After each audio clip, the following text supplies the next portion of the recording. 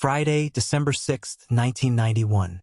The strip mall along Anderson Lane was quiet. Most shops closed for the night.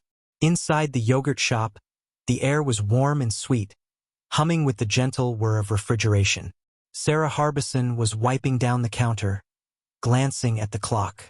Jennifer, her older sister, was counting the register in the back. Their friends Eliza Thomas and Amy Ayers had dropped in, talking about school, boys, and the sleepover that would start as soon as the shop was locked up. Outside, the parking lot lamps hummed. A lone car idled across the way before its headlights blinked out. Nobody noticed. At 11:47 p.m., Officer Troy Gay was finishing his patrol when he saw it. Thin ribbons of smoke curling upward from the yogurt shop's roof. By the time firefighters forced their way in, the flames were eating the ceiling tiles, licking up the walls.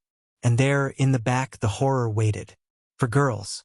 Bound, gagged, shot. The fire set to erase the rest. One firefighter staggered back out into the cold, muttering to himself, his face pale under the streetlight. News broke before dawn. Austin woke to radio announcers speaking in hushed, strained tones.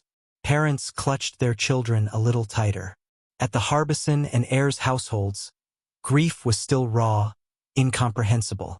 Detectives swarmed the scene, but the fire had done its work. The cash register was open. Evidence had been burned, washed, and warped.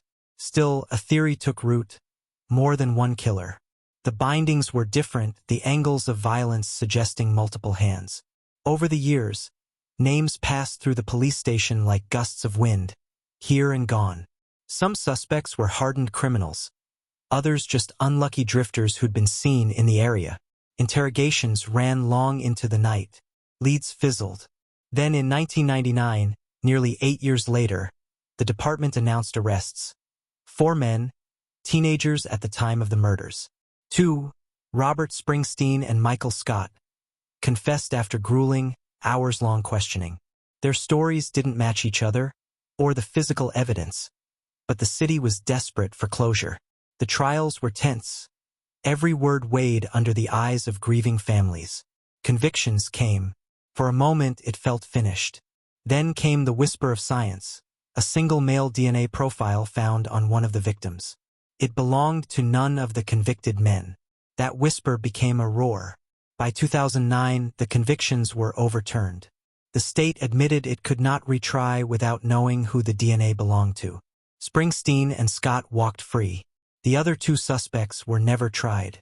The case file, swollen with decades of work, stayed open. The unknown man, the ghost in the DNA, still walked somewhere. Years passed. Parents grew older.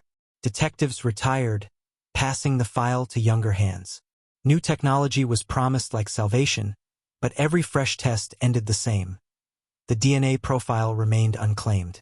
Austin changed, new buildings rose, new people came, but that strip mall still stood.